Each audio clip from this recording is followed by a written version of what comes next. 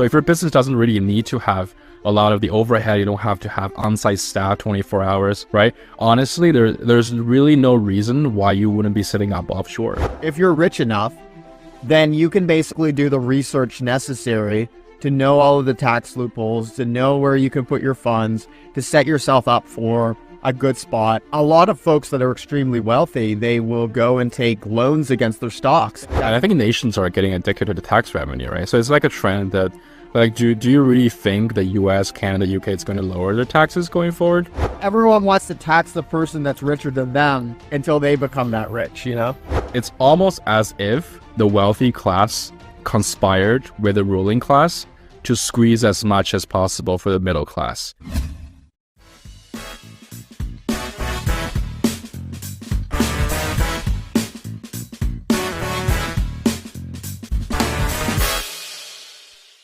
Yeah, George, you were just telling me how you were just finishing your taxes for the year a couple of months ago and how much of a pain it was. I know you have like a U.S. corporation, a Canadian corporation. Like, how have you been thinking about taxes lately? Like, it just seems like such a pain, and it just seems like taxes are increasing, not going down, you know? Yeah, 6 years ago, I think I watched some Y Combinator videos, and the most important thing they said is to start your company right? Which is to have the right articles of incorporation, have the right corporate setups, and setting up in the most reputable country in the world, which is the US, right? So that's what I did 6 years ago, setting up in the US. And I think right now, operationally has been a nightmare for that corporation. And I think part of that is because I listened to the advice about people about setting up as a Delaware C corporation, which is great for startups, which is great for fundraising after all, right? But the thing is, 2 years ago, we decided that we're never going to fundraise. We're going to bootstrap our startup. Right? We're going to bootstrap our startup, we're going to grow our revenue, and we're going to compound forever. A little bit more like the Berkshire Hathaway model of it. It's like growing value inbound, right? And not have to raise additional capital. So the Delaware C Corporation has been a nightmare for us because how expensive it is to maintain every year. So I'll tell you a brief overview about the taxes that we pay. We paid a Delaware state tax, which is called a franchise tax. And the minimum tax is about, I think, $450 US. And the more shares that you issue to yourself. So for example, if Matt, you and I open a company, it's 10 million shares, I'm probably going to pay $10,000 a year in taxes for the franchise tax. So I didn't know that. I issued a lot of tax to me and my co-founders. And now I'm looking back, waking up in a nightmare, having to pay thousands of dollars every year for nothing, right? And I'm basically everything that we have made, with like a good chunk of it in the US at least, goes to taxes. Right. And that's not even counting the federal income tax that you have to pay as a corporation in the US. And that's not even mentioning the corporation tax that we have to pay here in Canada and the individual payroll tax and all the other stuff that we have to pay. So it's been a nightmare. Well, I didn't even realize, there's things like the withholding tax. Like as a business, when you're paying employees, you have to take a certain percentage of the amount that you pay employees and you have to withhold that. And there's actually a rule against that. Like, that's the law. Like there's all these things in place to make sure that the CRA gets their money, or, any transaction that goes cross-border between Canada and the US, the CRA, make sure that they get their cut. And it's just insanity. Like I even heard I was just watching a video the other day about the TFSA and how, they actually have this thing called the advantage rule, where basically if they deem that you took advantage of a situation in any manner, they can decide to put ridiculous penalties and taxes on top of you. By the way, FSA stands for tax-free savings account. It's a special account that we have in Canada. But yeah, literally the situation where even if you try to do things to, be able to make a significant amount of money, or if you even play by the rules at every step along the way, they'll still take you to court and still go after you. And it almost feels like a cartel to a certain extent. So, I mean, this is obviously like a really big problem. And I feel like there's a lot of like entrepreneurs that are constantly thinking about this. Have you been reviewing, I guess, maybe the mistakes that you made along the way as an entrepreneur, George, and maybe thinking about like, well, how would I have set things up if I had a redo? Like, how would I do that? Yep. And let me tell you a story before I get into that. So I think the system is really working against you, right? So I live in downtown Toronto. I have a condo, right? So a few months ago, I was thinking about, okay, I should probably move to a bigger house. So that was like my personal decision, moving to a bigger house and trying to get into the rental market and try to prepare documents as an entrepreneur. The one thing that you realized, and if you're an entrepreneur, you probably know this, is that everybody hates an entrepreneur and renting out to a self-employed entrepreneur. So even though you have all the paperwork, and even though you are on a payroll as an entrepreneur, you're paying yourself. They hate you. They hate you, and they're not gonna rent to you. And I have no idea like why this model is. And honestly, just telling you about how the payroll tax I pay, right? So after tax, I pay myself using my corporation. So I pay myself around $4,000, I think every month post taxes, right? So it's not a really high amount. And the payroll deductions from my company. So I get paid $4,000 and my company has to deduct $7,000 from the corporate account, right? I'm sure Matt, you can probably relate to that. So the company has to pay $3,000 of like the pension plans, the employer insurance and all that, different things. So even though paying all that taxes, which, ideally you can also just use a dividend to get rid of that, right? So many business owners pay themselves using dividends, which is not the path I'm taking but even though I'm taking all the right steps, as the society and the system just works against you by not renting to me. So eventually I decided, okay, I'm not going anywhere. I'm going to live in my condo, which I'm perfectly happy with. And yeah, screw the system. So that's kind of my thing. And to your question about like, how would I set up differently, right? I really think that, like I said, the system is trying to work against you, right? And you have to think about, if you're starting now a business, right? And let's say if you're starting a software business, which is even better. So if your business doesn't really need to have a lot of the overhead, you don't have to have on-site staff 24 hours, right? Honestly, there's really no reason why you wouldn't be setting up offshore, in my humble opinion, right? And not CRA advice, of course. Well, George, a lot of people might have a problem with that, like, oh, like, who are you? A nice entrepreneur. People always say that about the rich, Jeff Bezos and Elon Musk, they don't pay any taxes. They just have everything offshore. They're not even paying their taxes. They're not even helping out the common man. Obviously, that's not what I believe. But, what do you think about people that say that? Yeah, I think there's a systemic issue, right, for the ultra rich. And I think people have to take the ultra rich aside from everyone else, like such as small business owners, such as you and me, Matt. We hire people in the country, like we pay our taxes, like we're humble people, just like average folks. And you also have the Western family here in Canada who donate half of their shares, the majority of their shares. And for people who are listening, they are the founders of the Loblaws supermarket chain, which is like a very, high-end supermarket chain that owns basically all the groceries here in Canada. The company is probably worth about $30 to $50 billion, and the family donated half of their shares to a CRA charity, registered charity. And the thing about the charity is that you only have to disperse about 3%. I think there's an exact number, but around 3 to 4% annually, right? So they basically create a permanent vehicle that they donate their shares and their wealth. So let's say their shares is worth billions of dollars. They just got offsetted billions of dollars of taxes. So they just save themselves billions of dollars of taxes just on that. And then furthermore, right, anything that they spend, they can buy Bitcoin, Matt. They can buy Bitcoin using their $1 billion of shares. They can buy Bitcoin. Bitcoin's going to grow 10 times a year, so two times a year, right? And basically this charity just becomes their permanent capital base that they use to store their family generational wealth. And they're not paying a dime in taxes. And I'm sure the same thing is happening in the U.S. So when you look at people like me and you, Matt, and you look at people like the Western family, or even like Bezos and Musk, I'm not sure exactly what's their setup, but Peter Thiel, he put his Facebook shares in a Roth IRA account, which is basically like a retirement account, and that he's paying zero taxes on his Facebook shares, which is now worth billions of dollars. So those are inherently, I think, in a word, gross, right? But you have to really differentiate from people who do that and normal average entrepreneurs who are just looking to save a little bit legally on taxes and putting it to a better use, reinvesting in the business. Right? What do you think, Matt? What's your take? Well, I feel like, first of all, I think we need to go into taxes for a second, because it's a weird situation, because, people always say, you need, like, obviously, if you don't pay your taxes, they put a gun to your head and they say, you must do this or we'll put you in jail, which is kind of ironic, because then who's paying for you to be in jail? Well, the taxpayer. But basically, they're putting a gun to your head and saying, like, you must pay this amount, and you don't really get a choice in terms of how those funds are spent, right? So, is it spent as, repair XYZ road? Is it spent on healthcare? Is it spent at the federal level to fund you, It's just a kind of a strange situation where you don't really have control over where your funds are actually used and you're forced to do that. And so I feel like that's kind of one of the big reasons why a lot of people have started to have the viewpoint of, at the end of the day, taxation is theft. I don't have any problem with being charitable. I don't think most people do. I don't think people have problems with, people wanting to give money to a particular cause or to improve something.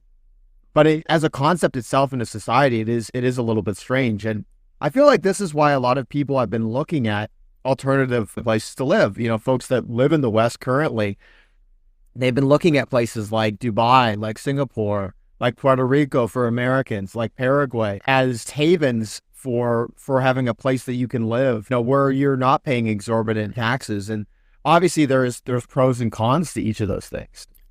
Yeah, I think if you look at politicians too, right? The politicians, they become richer and richer every year because of whatever structure that they've set up. But obviously politicians don't live offshore, so they live onshore. So how do they get so rich?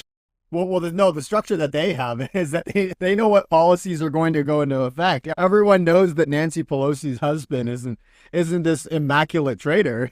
He's obviously having some inside information. And so, and obviously I think the majority of them also have offshore accounts. And so, but that's just a strange thing, right? Because it's basically like if you're rich enough, then you can basically do the research necessary to know all of the tax loopholes, to know where you can put your funds, to set yourself up for a good spot. A lot of folks that are extremely wealthy, they will go and take loans against their stocks. Like that's something that, Elon Musk did to actually purchase Twitter, was take loans against his Tesla stock. And obviously taking that capital and taking those loans are not taxable. And so you can there's a whole industry of folks that are taking loans against their stocks.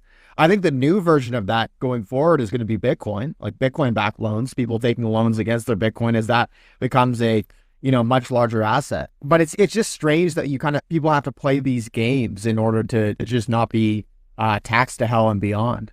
And that's why people are so cautious and people are so distrusting of democracies these days, right? So it's one thing that your average politicians is like rich. I mean, I think people are okay with politicians being rich. Look at Donald Trump, right? He's the president. So people are okay with politicians being rich as long as you're honest. Well, and I think actually, I feel like Trump is a weird situation because he was rich before he got in. He didn't ask for salary, and while he was in office, his net worth went down. Whereas like the majority of other presidents, that was not the case. When they got into office, when they left, they were substantially wealthier. Now, this was true for the first term of Trump. I don't necessarily know that this is going to be true for the second term and also I think there's a differentiation between him as an individual and the Trump family, because I think in general, there's been a lot of things that have occurred to the stock market, to crypto. Obviously, the Trump meme coin being created, where his family was likely profiting on that. So I think it was true the first term presidency. I don't necessarily think it's true the second term presidency. Yeah, and you look at in Canada, like our previous PM Trudeau, his net worth is like, I don't know, $700 to $100 million or something. So, and he's running on a left-leaning party, right? So it's just like these hypocrisies. It just kind of like gets people under the skin. It's like, okay, like it's almost as if the wealthy class conspired with the ruling class to squeeze as much as possible for the middle class. And I think that is the scheme, I mean, what is inflation, right? So, and I feel like this is kind of a funny thing that happened during COVID because, they basically had unlimited QE. What does that mean? Unlimited quantitative easing, which just means printing money. And, there were checks given out to people during COVID. And basically what it means is people are like, well, why do we need to pay taxes when you can print money? Yeah. Right? Like that's the ultimate question. So they devalue the value of the currency with inflation, and then they tax you on top of that. And then when you try to actually do things to escape inflation, like put it into alternative assets like Bitcoin, like stocks, then when you actually go to sell it, well, then they tax you on the capital gains. And so they're trying to create a system where it's almost impossible to actually be able to escape the taxation and the inflation. Yeah. And I want to say, like, I do think as individuals, as corporations, like, there is this like civic duty of paying your taxes. you know? So I think everybody should pay their taxes, pay their fair share of taxes. And I think everybody agrees with that, right? It's just like the political class. I kind of disagree, George. So like I think it's a situation where it's like, yeah, like if you live within that regime, you need to pay your taxes for pragmatic reasons because you don't want to go to jail. So pay your taxes, don't go to jail. But in terms of, morally, I think there is a big question around it because, is this the best way that we're distributing wealth, right? Like the redistribution of wealth is actually kind of a bizarre concept, right? Just in general. Now, I know for you, George, you're headed off to Dubai, if I'm not mistaken, like next week. Yep. They have a very interesting like tax situation and tax regime. Obviously, it is not a democracy, but there's a lot of wealthy people that have gone to Dubai. Like, what things have you learned about Dubai that are, different than the Western world and tax policies that are in place there? Yeah. The crazy thing is that a few years ago, I don't think Dubai was on anybody's radar necessarily, right? Other than some TV shows. So I think it really took off because of COVID and because of what subsequently what happened after COVID. Those draconian policies of, wealth redistributions, high taxes, raising taxes, sky high inflation. I think that is driving most people off to Dubai, right? And I was talking to somebody there and he told me there are about 60,000 Canadians who currently live in Dubai, the city of Dubai, or the Emirates of Dubai. So I thought that was crazy because if you count 60,000 Canadian, that's a lot of people for a country that's just 40 million people in a small parts of the world. So there must be something attractive. That's the size of my hometown. That's the size of, the university that we went to. That's quite a few people. That's a big village. Yeah, that's a big village, and there's no election there. It's a family rule. People can agree or disagree with that, but it is what it is, right? It's there's no democracy there. You don't vote, but there's certain benefits to it that people just seems to enjoy. I think safety is a big thing over there. So I was there last year. It was really safe. I guess the people were saying on TikTok that you could leave your car door open and your car key inside your car door, and you come back 2-3 days after, it's still there. In a mall or something. So, and you throw a gold bar on the ground and people are not going to steal it. So, I was there. I think it's largely true. I guess I don't think the gold bar stuff is true. But I did go to a gold shop and the gold shop doesn't have any barricades on it. Isn't that crazy? Can you imagine that? Can you imagine a gold shop with no barricades and anybody can theoretically smash open the windows and steal all the jewelries? But nobody does that, right? Because they have very strict laws. So some people they do prefer it, coming from some parts of Western society, like it's like going out is not safe at night in some neighborhoods. Like people just have enough of that. In America, you have like those school shootings, which is really horrible for anybody to really imagine. Those like school shootings, right? Like nobody wants their kids just to go to school and not know if they're going to come back. That is horrible, right? So people do have those sort of like expectations about where they want in life, and I think Dubai does attract a certain segment of the population. So I guess that's like, it makes sense. And on top of that, there's no tax. So, well, it's kind of insane because it's almost like showing that it's in some ways much safer than in the West, right? It's much safer than your average North American city, and I think that's a really interesting thing that's happening, right? Because you're having these havens pop up, like Dubai, like Singapore, like Hong Kong, where it is, relatively very safe to live there, a very high quality, standard of living. And yet the taxation, especially for capital gains and income tax, is zero or extremely low. And I think what's really interesting about that as well, and when we look at the, Bitcoin and crypto world, is that there's a lot of companies that are basing themselves in those jurisdictions.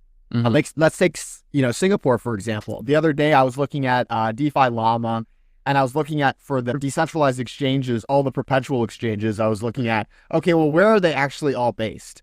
The ranked number one, Hyperliquid, was based in Singapore. Next one, Singapore, Hong Kong, Singapore. The sixth one was New York, right? And so it's like, they're all based in that area. The largest derivative exchange in the world for Bitcoin is based in Dubai. They just have a regulatory regime that is much more open for this type of thing. And also the taxation is extremely low. It's a loss. Yeah, it's a loss for the US, it's a loss for Canada, it's a loss for the UK, it's a loss for any country that lose their entrepreneurships, lose their entrepreneurs, lose their business builders, leaders to those jurisdictions. Like because if you really think about it, it's like, okay, are people just escaping just for tax reasons? Probably not, because then people will go to Bermuda, British Virgin Islands, they can live there and whatnot. So people are not just, people are setting up there, I guess, but they're not moving to BVIs. They're not moving to Bermudas to live there. And they're moving to Dubai, they're moving to Singapore. So why is that, right? There must be something else that people do look for: quality of life, safety, or, some opportunities, whatever it is. So it's a loss for all those countries. And Matt, I think about, like, if you're a US citizen, right? Are you okay with your money, like your tax dollars being spent on like a bomb that's been dropped in certain regions of the world in the past couple months? So just like a couple months ago, there was this like US-led bombing of Yemen, and every bomb is costing like literally like $600,000 to $1.5 million each bomb, and the human casualties aside, right? So it's like, are you really okay that this is the way that your government's spending money? It's like on warships, bombs, all that different stuff. Maybe you disagree with that, and maybe that's why you pack up and you say, I want to go somewhere else where the government's actually fair with their spending of money, and maybe that's where they go. Well, the problem is, though, like, as a U.S. citizen, you have citizen-based taxation, right? So now, if you're going, even if you leave, right, even if you leave the United States and you go to Dubai and you don't like how your tax dollars are being spent, you're still being taxed, because you are one of two countries in the entire world where you have citizen-based taxation, because obviously the United States views themselves as the police of the world. And so you go to Dubai, but you're still paying taxes because you're a U.S. citizen. You're still paying those taxes back, to your home country. And so, I mean, that's one of the things that's really interesting for us. Like, we kind of have an advantage, George, because we're Canadian. If you're Canadian, you're from the UK, you're from Australia, you have an advantage, because if you leave your country, you're no longer being taxed. You're no longer being taxed as a Canadian, as a UK resident, etc. Although certain countries are looking to change that. And so it doesn't mean just pack up and leave. There's a whole process of it. So we probably don't want to get into it here, but it's not you just pack up and leave and then you pay no taxes. That's not how it works. Well, there's an exit tax, right? And you need to be cognizant of that. And it's not like you can just say, hey, I'm leaving. And like, you need to declare where your tax residency is. And this is actually one of the big reasons a lot of people have been looking at places like Paraguay now, because basically Paraguay has, if you go down there and get like a temporary residence or permanent residence, you can actually declare it as your tax residency, as long as you're not living in any one country for more than 183 days.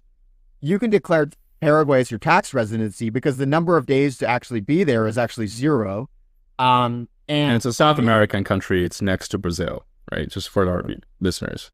Yeah, it's in South America. It's it's next to Brazil, next to Argentina as well.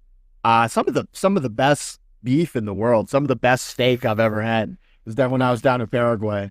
And so people are taking advantage of this now to be able to get access to 0% income tax, 0% capital gains tax. But it's really only if you're not a U.S. citizen. Now, what a lot of you, I know a lot of friends that are American, what they're doing these days is they're going to places like Puerto Rico. Actually, I think Puerto Rico is really the only option, because if you're there and you're a resident for enough time, you can do the 0 capital gains and very low income tax, but it's the only place that you can really take advantage of that. Because if you go elsewhere, even if you go to Dubai or you go to Singapore, you're still going to end up paying those capital gains taxes at a federal level, no matter what. And so, it's just such a tough game. It's such an annoying game that people have to play to be able to. It's the constant optimizations of taxes. And it's really tiring, right? Just like spending 20% of your time every day thinking about taxes, thinking about ways to optimize corporate structures, trusts, endowments, and charities, just to, get away with that. I think that's really the energy and time that should be spent on something else. Maybe just grow your business better,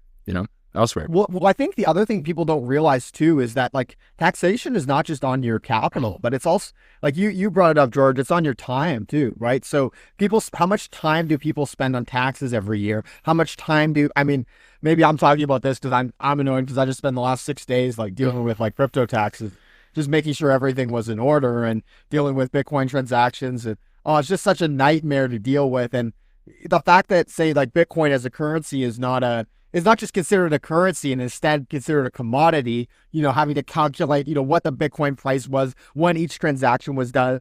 It's just like a complete nightmare. So it's not only a tax on your money, it's a tax on your time.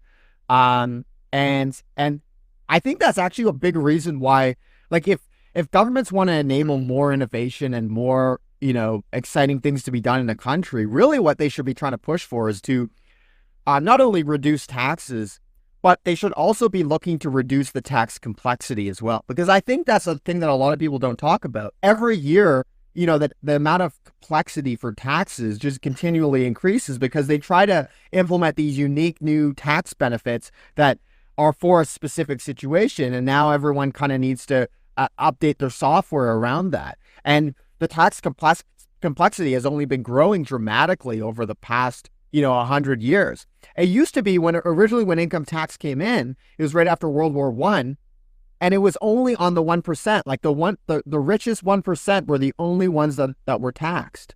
Now everybody is taxed, right? So it just goes to show, like, whenever people are like, I want to tax the rich, eventually that tax will be passed on to everyone else.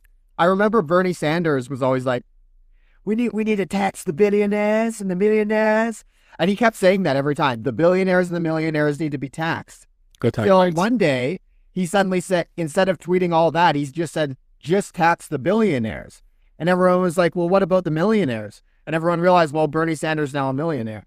So, it's just everyone wants to tax the person that's richer than them until they become that rich, Yeah, and I think nations are getting addicted to the tax revenue, right? So it's like a trend that, like, do you really think the U.S., Canada, UK is going to lower their taxes going forward? I absolutely not think. I don't think so at all. I think it's impossible. It's like we've passed the point of no return, right? Everybody who's afraid of taxes, they left. Everybody's high earners, they left. They went somewhere else, man. Like nobody's gonna stay. Like people who are staying, they're just the ones that, like you said, they're the ones who are staying here who are getting taxed. So maybe increase tax even more. So and that sadly is the reality, right? And I was reading like a book about this written in the last century about like what's the definition of nations now after the internet and now after AI. Like what really is definition of nations? Because I really think the differences between nations are getting reduced more and more. Like put aside the languages, put aside the cultures, put aside like the military spending and all that.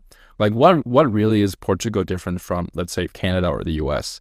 Like I don't really think there's that much of a difference. And I think that's pretty much maybe the point. It's that as we go forward, right? You can get your laptop and internet, you can work from anywhere in the world. And I'm not talking about digital nomad. I think that's a very entirely different thing. It's like you have the optionality to choose where you want to be. And naturally, as we've seen from history, migration, right? Migration happens. And we're seeing the developed countries, they're increasing the migration from other developing countries to developed countries. And you're also seeing migration from developed countries to a few hubs in the world as well, right? We're seeing double-sided migration that's happening in front of our eyes. And what do you think, Matt, about like what's going to happen in the next 10 years, if we're about to make a prediction? Let's see, prediction, like next 10 years. I mean, I think there's just going to continue to be more capital flight, places like Dubai and Singapore. I think that the amount of immigration that's going to occur, I mean, we kind of had a pause on that in the United States because of Trump, but in Canada, that's not the case, right? We just elected Carney and he wants to make the population of Canada 100 million. And so I think we're going to continue to have a massive amount of immigration coming in. But I think in general, there's just going to be a constant stream of migration that's going to occur from the people that are in developed countries going to these hubs and people from developing countries coming to these hubs. But there's also going to be a group of people that are going from developed countries to developing nations as well. People from Canada or the US deciding to go to Puerto Rico or deciding to go to Costa Rica or Paraguay or, where really they are able to get a very, very high quality of life for a very, low amount of money, right? So if you want to live, I have a friend who's from India originally, and he's like, hey man, if I go back home, I can live like a king on a Canadian salary, I can have a maid, have someone do my laundry, I can have them cook food for me and everything. And I'm like, well, geez, man, I don't have a country to go back to, but really it's like, for Canadians or Americans, like that is Puerto Rico, or that is, Paraguay, or wherever it might be. Like, there are these kind of arbitrages that you can take advantage of. Whereas, if you go to Dubai, things are probably going to be more expensive. Or if you go to Singapore, things are actually going to be more expensive than here. And so I think that's just the arbitrage that people are going to be thinking more and more about over the next couple of years. It's only natural, right? And with AI, just to close on this, like just to closing on the segment, I think as AI it's becoming more developed, we're also seeing the developed countries, the Western nations, having more advantage over the developing countries because of the cost of the AI, right? Cost of APIs, cost of compute. So we're seeing this like divergence over countries with more computing power is going to have a higher productivity, and countries that used to be great, like offshore centers, let's say some parts of Africa, some parts of India, and South Asia, Philippines, right? They're going to see less and less revenue because of more about automation and because of about AI. So we're going to see more migrations from those countries to developed countries, I predict, in the next 10 years.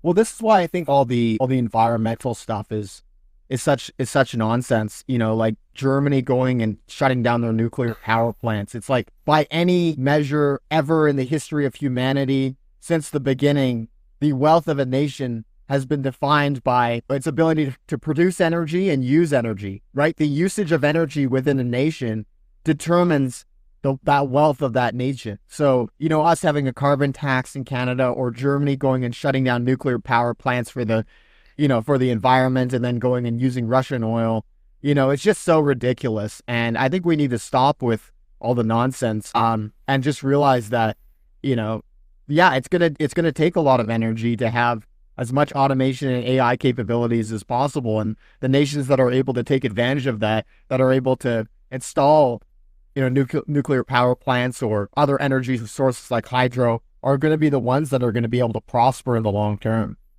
Yeah. And I think listening to our pod, it's like entering the matrix and giving you a choice about what to choose. Because as I've been being on this entrepreneurship journey, man, like I honestly been thinking about this like matrix thing. Is really about choosing a path that, like really works right for you, right? Like I think people can say anything they want about different paths, but whatever makes sense to you, like as an individual, like that should really be the key of like what you should choose, right? I'm choosing the best path for myself. I think everybody's choosing the right path for themselves, and we're hoping that with our conversations, we can inspire more people to make that choice of, what's right for themselves, and not being afraid of like, you're not doing the right thing of the community or whatever the heck it is, right? Like we just wanted to make people to make their right choices. Absolutely. Well, I think the closing note is take the red pill. Take the red pill. Okay. Thank you.